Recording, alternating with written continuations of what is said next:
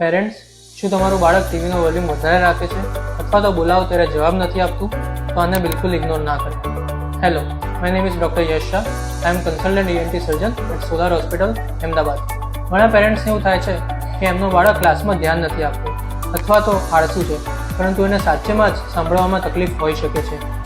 આવી common condition જે school going બાળકમાં જોવા મળે છે, બ્લુ ઇયર, એના વિશે આજે આપણે જાણીશું.